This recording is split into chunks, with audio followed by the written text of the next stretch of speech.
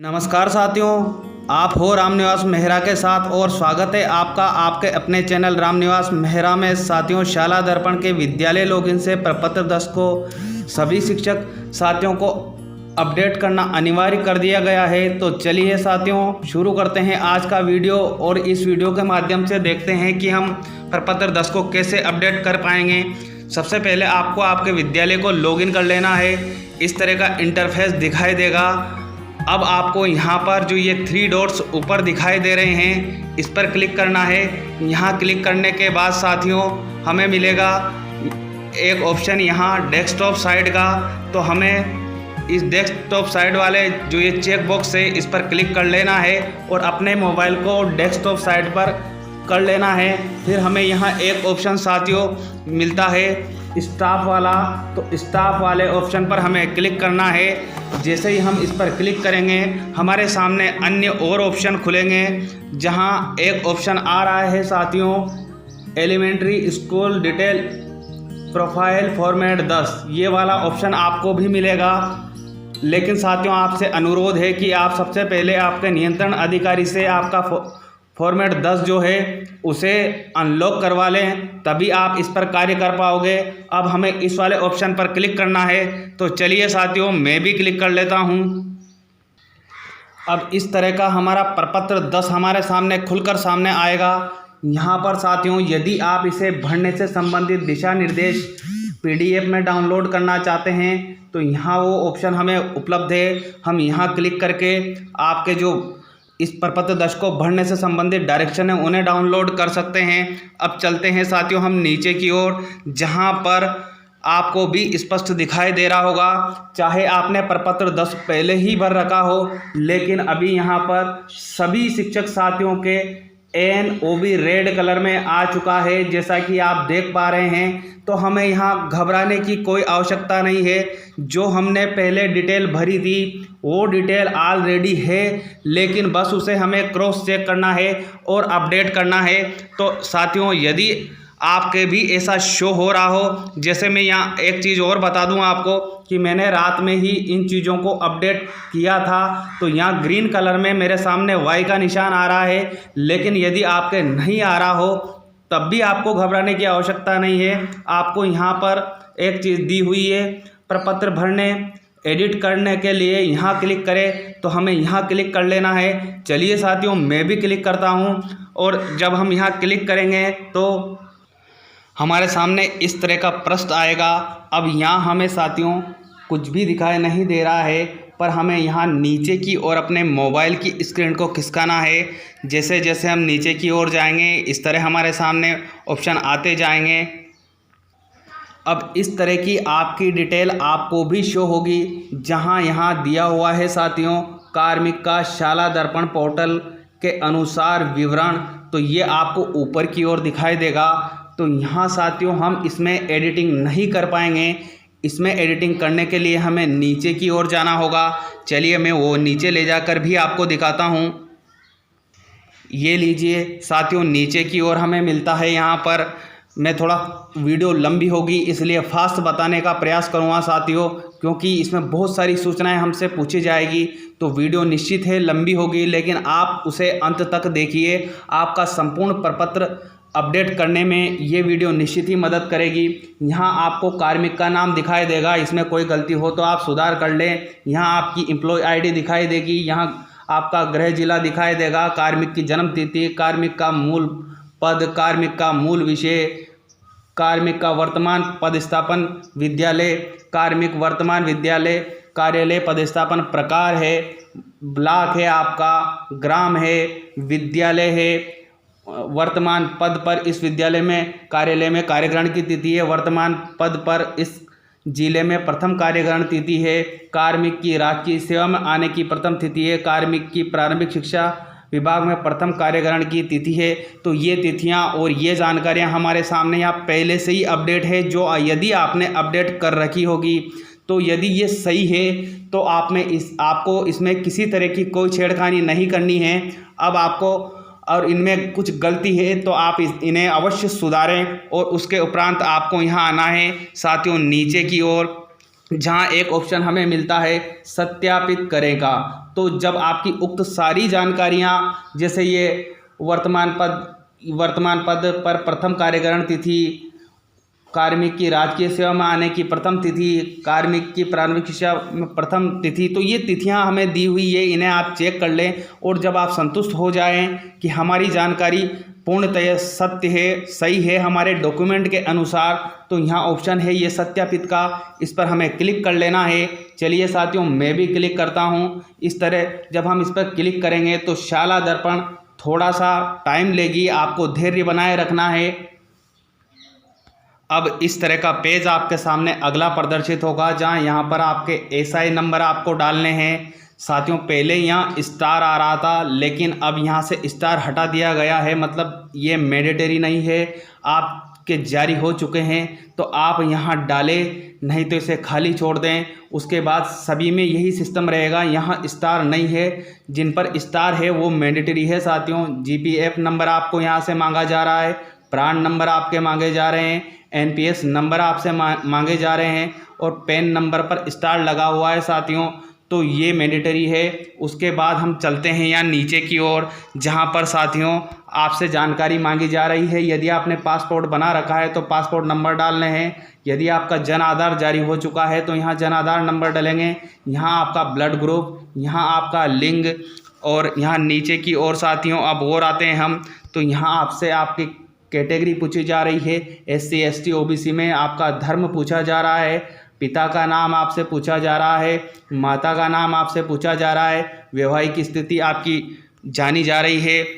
उसके बाद हम यहाँ नीचे की ओर आते हैं साथियों, तो यहाँ पत्नी का नाम आपसे पूछा जा रहा है। पति पत्नी यदि राजकीय सेवा में है तो यहाँ पर क्लिक करके हमें चयन करना है, और यदि नहीं है तो आपको यहाँ नॉट एप्लीकेबल कर देना है। उसके बाद यदि आपकी पति पत्नी जो भी है उनके कोई एम्प्लॉय आईडी है तो राजकीय सेवा में होने के बाद ही ये ऑप्शन हमारे सामने एक्टिव होगा, नहीं है तो हमें यहाँ कुछ भी नहीं डालना है।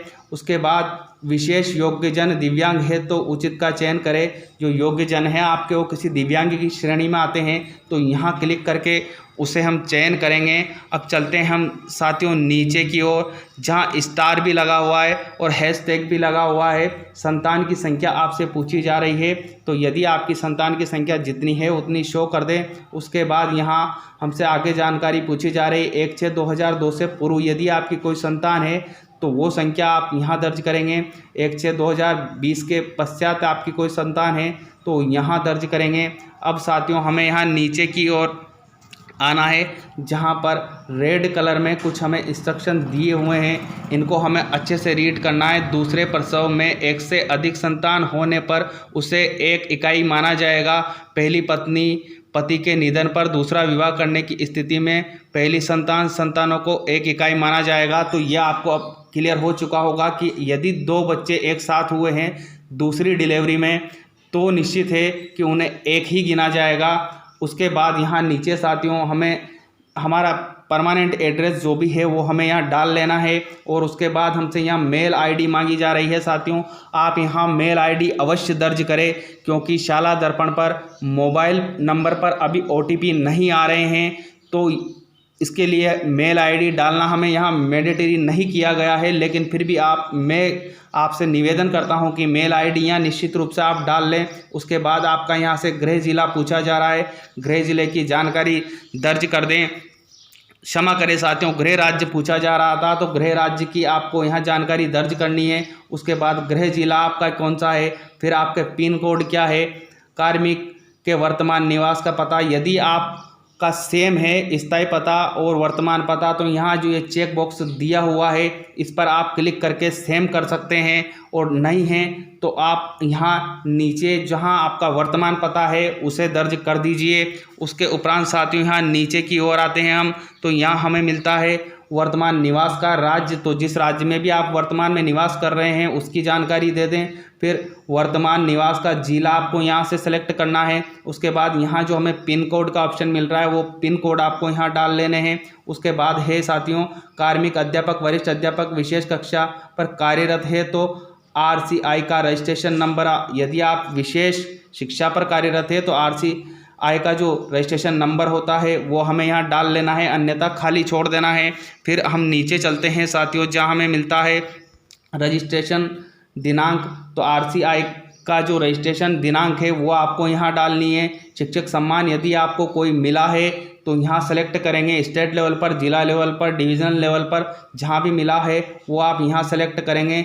इसके अलावा कई अन्य सम्मान या प्रशस्ति पत्र आपको मिले हैं तो उसके लिए भी स्टेट लेवल, ब्लॉक लेवल, जहाँ से भी आपको मिला है वो यहाँ से आप सेलेक्ट करेंगे। उसके बाद नीचे आते हैं साथियों, यहाँ लिखा हुआ है भारतीय ओलंपिक संघ द्वारा मान्यता प्राप्त खेलों संघों द्वारा आयोजित प्रतियोगिता में यदि आपको कोई पुरस्कार मिला है तो हाँ पर क्लिक करेंगे, अन्यथा यहाँ नहीं पर क्लिक रहने देंगे। और हम चलते हैं अब आगे। अब आपको यहाँ कौन कौन से शैक्षिक गतिविधियों के दायित्व दिए गए हैं उनको आपको यहाँ दर्शाना है। तो यदि आपके पास स्काउट का दायित्व हो तो स्काउट, गाइड का हो तो गाइड, योगा, शाला दर्शन, खेलकूद, परीक्षा प्रभारी, जो भी आपको विद्यालय में आपको प्रभार दिया गया है उसको आपको यहाँ टिक करना है। उसके बाद 2 खेलों के नाम जिनमें विशेष योग्यता रखता है शारीरिक शिक्षक के लिए तो ये अनिवार्य है, पर यदि आप भी किन्हीं 2 खेलों में विशेष योग्यताएं रखते हैं तो आप यहाँ सेलेक्ट करके उन्हें चयन करेंगे। फिर हम चलते हैं यहाँ नीचे की ओर, जहाँ हमसे जानकारी मांगी जा रही है साथियों, किसी भी प्रकार का न्यायिक प्रकरण यदि आपके ऊपर विचाराधीन है तो हाँ पे क्लिक करेंगे, अन्यथा नहीं पर क्लिक हमें करना है। फिर अगला हमसे पूछा जा रहा है यदि ऊपर हम हाँ कर देते हैं तो न्यायिक प्रकरण में आप दंडित हुए हैं या नहीं हुए हैं उसकी जानकारी आपसे पूछी जा रही है। फिर अब ये सब जब एक्टिव होंगे नीचे वाले ऑप्शन, यदि आपके ऊपर कोई न्यायिक मामला चल रहा होगा, फिलहाल ये लोक बता रहे हैं, लेकिन यदि आपके ऊपर हो तो दंड की दिनांक आप यहाँ डालेंगे। किसी भी प्रकार की विभागीय जांच यदि आपके ऊपर विचाराधीन है तो हाँ पर क्लिक करेंगे, अन्यथा नहीं पर क्लिक करेंगे। फिर चलते हैं साथियों हम नीचे की ओर। अब आपके ऊपर यदि जांच विचाराधीन होगी तभी आपको विभागीय जांच में दंडित हाँ पर क्लिक करना है। यदि आपको दंड मिल चुका है तो हाँ पर क्लिक करना है, अन्यथा नहीं पे रहने दे। दंड की दिनांक आपको यहाँ पर डालनी है। क्या आपके द्वारा BLO का दायित्व निर्वहन किया जा रहा है? यदि आपके द्वारा BLO का दायित्व निभाया जा रहा है, BLO के पद पर आप कार्य कर रहे हैं तो यहाँ पे क्लिक करेंगे, अन्यथा नहीं रहने देंगे। उसके बाद हमसे पूछा जा रहा है आगे विधानसभा क्षेत्र जिसके BLO का दायित्व है। यदि आपके पास BLO का दायित्व है तो हम यहाँ जो विधानसभा क्षेत्र है हमारा उसका चयन करेंगे। उसके बाद हमसे यहाँ पूछा जा रहा है भाग संख्या BLO का दायित्व, तो यदि आप BLO का दायित्व निभा रहे होंगे तभी ये सारे ऑप्शन हमारे साथ एक्टिव होंगे। अब उसके बाद आपसे कार्मिक EPIC ID क्रमांक पूछे जा रहे हैं, जो आपकी वोटर ID होती है उसके क्रमांक आपको यहाँ दर्ज करने हैं। उसके बाद है कार्मिक EPIC के अनुसार विधानसभा, आपकी जो भी EPIC कार्ड में विधानसभा आ रही है वो यहाँ क्लिक करके आपको सेलेक्ट करना है। फिर चलते हैं साथियों हम यहाँ नीचे की ओर, जहाँ हमें मिल रहा है कार्मिक की पे मैनेजर NIC UID। तो साथियों यहाँ सभी साथियों को यहाँ प्रॉब्लम आएगी, तो मैं आपसे निवेदन करना चाहता हूँ कि प्रत्येक साथी के पास जो हमारे DDO है उनके लॉगिन ID और पासवर्ड नहीं होते हैं तो आप उनसे संपर्क कर लें, उनसे पूछें कि सर हमारी पे मैनेजर की NIC UID हमें बताएं, तो निश्चित है वो आपकी मदद करेंगे। तो उनसे लेकर आप पे मैनेजर की NIC UID आप लेकर यहाँ दर्ज करेंगे। और फिर साथियों हमें यहाँ एक ऑप्शन मिलता है सेव और नेक्स्ट का। तो इस सेव और नेक्स्ट जब हम पूरी जानकारी ऊपर अच्छे से भर देंगे, कंफर्म हो जाएंगे, तो हमें यहाँ सेव और नेक्स्ट पर क्लिक कर देना है। चलिए साथियों मैं भी क्लिक कर लेता हूँ। अब इस तरह का पॉपअप आपको दिखाई देगा जिसमें लिखा हुआ है success teachers personal detail added update successfully. तो जब ये आपके सामने इस तरह ग्रीन कलर में आ जाए तो अब हमें यहाँ एक ऑप्शन मिल रहा है प्रोसीड का, इस पर हमें क्लिक कर लेना है। तो चलिए साथियों मैं भी क्लिक कर देता हूँ। तो अब इस तरह का अगला पृष्ठ हमारे सामने आएगा साथियों, जहां हमसे जानकारी ली जा रही है शैक्षणिक योग्यता संबंधी हमें यहाँ जानकारी देनी है हमारी। तो ये जानकारी हमने यहाँ पहले ही परीक्षा स्तर, परीक्षा का नाम, परीक्षा का प्रकार, बोर्ड विश्वविद्यालय का नाम, बोर्ड विश्वविद्यालय के राज्य का नाम, ये चीज़ें हमने पहले ही सभी ने अपडेट कर रखी है तो हमारे सामने यहाँ पर प्रदर्शित हो रहा है। अब हमें यहाँ, यदि आप मोबाइल पर वर्क कर रहे हैं तो इस स्क्रीन को लेफ़्ट हैंड की ओर इस तरह खिसका लेना है। जैसे ही हम इसे इधर खिसकाएंगे साथियों, अब हमारे सामने यहाँ कुछ नई चीज़ें हमें अपडेट करने हैं। तो कहा जा रहा है पहले हमारे total mark, obtain mark, percentage, division, ये वाली चीज़ें नहीं थी, अब इन्हें जोड़ी गई है। तो आप आपकी मार्कशीट देख लीजिए, वहाँ से यहाँ total mark, obtain mark, percentage, division, जो भी चीज़ें इसमें नई जुड़ी है उन चीज़ों को इंदराज कर दें। उसके बाद इधर जो हमें यहाँ लेफ़्ट हैंड की ओर अपने मोबाइल की स्क्रीन को खिसकाना है। अब साथियों मैं थोड़ा आपको यहाँ जूम करके दिखा देता हूँ कि यहाँ जो हमें दिया हुआ है एक पेन जैसा टूल हमें यहाँ दिखाई दे रहा है। इस टूल पर हमें क्लिक करना है। यही टूल है जो एडिटिंग और सेव के लिए हमारे काम में आता है। तो अब जैसे ही हम इस पर क्लिक करेंगे हमें अगला ऑप्शन मिलेगा डिटेल एडिट सक्सेसफुली, वो भी मैं आपको करके बता देता हूँ साथियों। ये इस तरह का पॉपअप हमारे सामने आ जाएगा, सक्सेस ग्रीन कलर में लिखा हुआ है, तो हमें ये देख लेना है। उसके पश्चात आता है साथियों यहाँ पर क्लोज़ का ऑप्शन, तो इसे हमें क्लोज़ कर लेना है। जैसे ही हम इसे क्लोज़ करेंगे अब हमें यहाँ नीचे की ओर जाना है साथियों, जहाँ एक ऑप्शन मिलता है हमें सेव और नेक्स्ट का, तो हमें यहाँ सेव और नेक्स्ट पर क्लिक करना है। चलिए मैं भी क्लिक कर लेता हूँ। अब इस तरह का अगला पृष्ठ हमारे सामने खुलकर आएगा, जहां हमसे प्रशैक्षणिक योग्यता की जानकारी पूछी जा रही है साथियों। तो हमने यहां पहले ही डाल रखा बिलो ग्रेजुएशन, मैंने मान लो BSTC कर रखी है तो मैंने यहाँ BSTC डाल रखी है। रेगुलर की थी, उसके रोल नंबर, बोर्ड विश्वविद्यालय का नाम, उसके बाद हमने यहाँ अपने टेट अगर आपने कर रखी है तो टेट को भी हमने यहाँ इंदराज कर रखा है। तो उक्त सूचनाएँ पहले ही हमने प्रपत्र 10 में इंदराज कर रखी थी, तो वो हमारे सामने पहले ही यहाँ आ रही है। लेकिन अब हमें यहाँ मोबाइल को यहाँ लेफ़्ट हैंड की ओर जब खिसकाएंगे तो हमें यहाँ कुछ चीज़ें मिल रही है साथियों।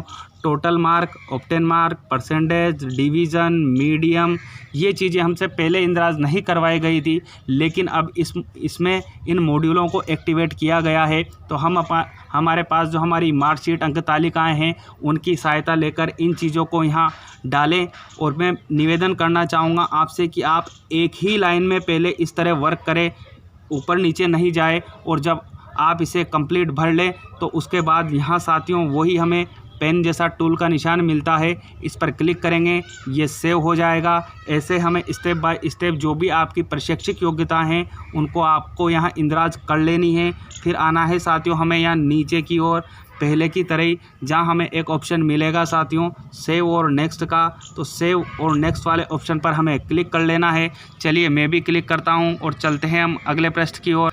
अब इस तरह का अगला पृष्ठ हमारे सामने आएगा, जहाँ हमें देखना है साथियों यहाँ ऊपर हमें यहाँ अभी फ़िलहाल कुछ भी इंदराज नहीं करना है, क्योंकि यदि आपने पहले ही आपका प्रपत्र 10 भर रखा होगा तो ये चीज़ें हमें नीचे की ओर यहाँ भरी हुई मिलेगी। तो हमें अपनी मोबाइल की स्क्रीन को नीचे की ओर ले जाना है। जैसे ही हम नीचे की ओर ले जाएंगे इस तरह से हम सेवा विवरण हमारा हमें यहाँ दिखाई देगा। यहाँ तिथि से हमें पहले ही मिल रहा है साथियों, सारी जानकारी हमने क्योंकि पहले ही अपडेट कर रखी है तो वो हमें यहाँ डिस्प्ले होगी। आपको इसे चेक कर लेना है, यदि इसमें कोई गलती है तो यहाँ एक ऑप्शन मिलता है साथियों हमें एडिट का, उसी के नीचे डिलीट का ऑप्शन भी है। तो हमें डिलीट नहीं करना है, क्षमा करें। एडिट पर जब हम क्लिक करेंगे तो ये फॉर्म ऊपर की ओर हमारे सामने खुलकर आ जाएगा। वहाँ हमारे जो भी इसमें कमी है या जो भी गलती है उस चीज़ को हमें एडिट कर देना है। और फिर सेव और नेक्स्ट का ऑप्शन साथियों हमें यहाँ भी मिलता है, तो हमें यहाँ सेव और नेक्स्ट पर क्लिक कर देना है। ये हमारी जो प्रोफाइल है यहाँ की वो अपडेट हो जाएगी।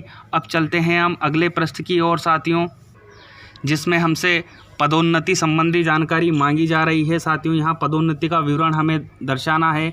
यदि कार्मिक पदोन्नति की योग्यता रखता है, यदि आपकी योग्यता है तो आप हाँ पर क्लिक करेंगे, नहीं है तो नहीं पर करेंगे। जिस पद पर पदोन्नति की योग्यता होनी है उस पद का नाम हमें यहाँ से सेलेक्ट करना है। यहाँ सेलेक्ट का ऑप्शन दिया हुआ है, जैसे इस पर क्लिक करेंगे हमारी योग्यता किस पद की है वो पद हमारे सामने यहाँ सेलेक्ट होकर आ जाएगा। अब उसके बाद पदोन्नति का परित्याग किया है, यदि आपने पदोन्नति का परित्याग किया हो तो हाँ पर क्लिक करेंगे, अन्यथा नहीं पर क्लिक करेंगे। और साथियों इस प्रश्न में हमसे बस इतनी ही जानकारी मांगी जा रही है। तो यहाँ ऑप्शन आ रहा है वही सेव और नेक्स्ट का, तो इस सेव और नेक्स्ट वाले ऑप्शन पर हमें क्लिक कर लेना है। चलिए मैं भी क्लिक कर।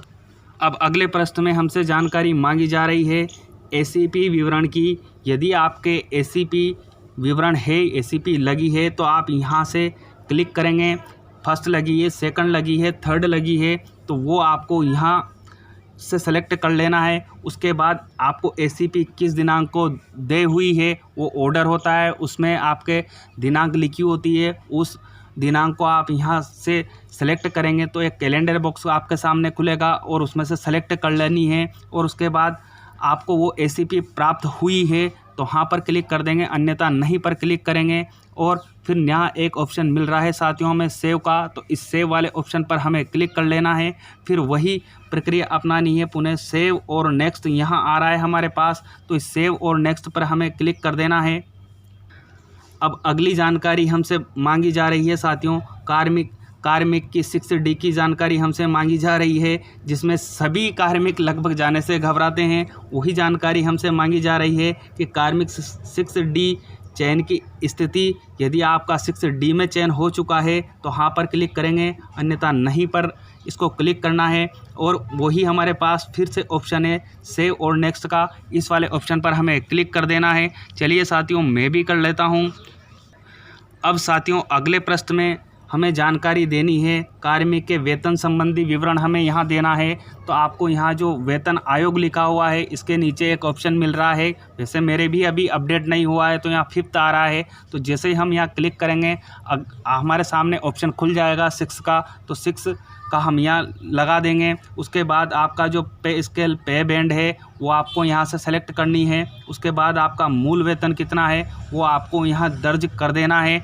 फिर हम यहाँ नीचे की ओर आते हैं साथियों, तो हमें यहाँ मिलता है पे बैंड का ऑप्शन। तो इस पे बैंड वाले में भी सेलेक्ट का हमें दिया हुआ है, तो यहाँ से हम सेलेक्ट कर लेंगे। उसके बाद यहाँ आती है आपके नेक्स्ट इंक्रीमेंट की डेट, आपको यहाँ दर्ज करनी है। जैसे हम यहाँ क्लिक करेंगे इस जगह आपके सामने कैलेंडर बॉक्स ओपन हो जाएगा। वहाँ से आपको अगली आगामी वेतन वृद्धि दिनांक सेलेक्ट कर लेनी है और यहाँ दर्ज हो जाएगी वो ऑटोमेटिकली। फिर यहाँ ऑप्शन साथियों हमें मिल रहा है सेव एंड नेक्स्ट का, तो वही हमें सेव और नेक्स्ट कर देना है। चलिए मैं भी क्लिक कर लेता हूँ साथ।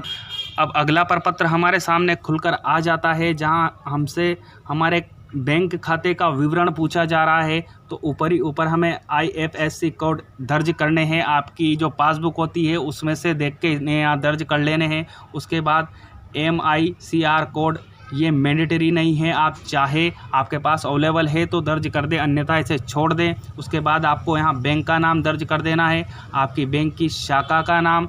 आपको यहाँ जैसे ही आप ऊपर IFSC कोड डालेंगे ये चीज़ें जनरली सेलेक्ट होके ऑटोमेटिकली आपके सामने यहाँ आ जाएगी, आपको दर्ज करने की आवश्यकता नहीं रहेगी। फिर आपको यहाँ नीचे की ओर आना है साथियों, जहाँ पर हमें एक ऑप्शन मिलता है खाता संख्या। आपकी जो खाता संख्या क्या है जिसमें आपका वेतन जमा होता है वो खाता संख्या आपको यहाँ दर्ज कर देनी है। फिर यहाँ साथियों अंत में वही हमें ऑप्शन मिल जाता है सेव और नेक्स्ट का। साथियों मैं आपसे अनुरोध करूँगा कि वीडियो लंबी हो रही है लेकिन प्रपत्र भी बड़ा है, तो आप धैर्य रखें, मैं संपूर्ण प्रक्रिया आपको बताने का प्रयास कर रहा हूँ। अब हम कर लेते हैं सेव और नेक्स्ट। अब अगला प्रश्न हमारे सामने खुलकर आता है, जहां आता है स्टाफ फैमिली डिटेल। तो साथियों यदि आपने मेरे चैनल पे पहले वीडियो देखा होगा तो हमने इस डिटेल को हमारी स्टाफ विंडो के लॉगिन से पहले ही अपडेट कर दिया है। यदि आपने नहीं किया है तो आप यहां से कर ले, अन्यथा इससे संबंधित मैंने एक पृथक से एक वीडियो जारी कर रखा है, आप उसकी सहायता ले लें तो ये प्रश्न आपको भरने में आसानी रहेगी। अब यहाँ साथियों हमें वापस नीचे की ओर जाना है, जहां ऑप्शन मिलता है साथियों हमें। अब यहाँ सेव और नेक्स्ट का हमारे पास ऑप्शन नहीं आ रहा है, केवल यहाँ ऑप्शन हमें मिल रहा है नेक्स्ट का।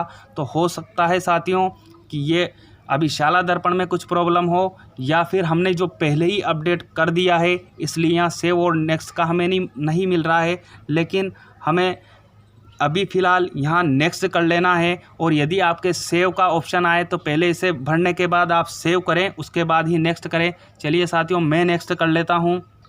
अब इस तरह का अगला प्रश्न हमारे सामने आएगा, जहाँ हमें जानकारी देनी है स्टाफ एड्रेस डिटेल। तो साथियों इससे और मैंने फैमिली डिटेल जो पहले अभी आपको बताई है उससे संबंधित इसी चैनल पर वीडियो पहले डाल रखा है, आप उसकी सहायता ले लें ताकि इस वीडियो में समय कम से कम खर्च हो, जिसका लिंक उस वीडियो का लिंक मैंने इसी वीडियो के डिस्क्रिप्शन बॉक्स में उपलब्ध करा रखा है। आप वहां से सहायता ले लें और इन सभी चीज़ों को अपडेट कर लें। उसके बाद यहाँ हमें वापस जाना है साथियों। यहाँ आ रहा है ऑप्शन हमारे सामने सेव का, तो सबसे पहले अगर आपने वहाँ अपडेट नहीं किया तो यहाँ अपडेट करके सेव कर दें और वही ऑप्शन फिर अंत में साथियों हमें यहाँ मिलता है नेक्स्ट वाला। तो इस नेक्स्ट वाले ऑप्शन पर हमें क्लिक करना है। अगला प्रश्न अब हमारे सामने आ चुका है साथियों, जिससे आप भली भांति परिचित होंगे, क्योंकि हमने जब TAF भरा था तो यह प्रशिक्षण ने हमें बहुत परेशान किया था, जिसके लिए मैंने अलग से वीडियो जारी कर रखा है कि आपको प्रशिक्षण का इंद्राज कैसे करना है। यदि आपने अभी तक उनको इंद्राज नहीं किया है तो आप मेरे चैनल पे ही वीडियो उपलब्ध है, उस वीडियो की सहायता लें और इन प्रशिक्षणों को इंद्राज करें।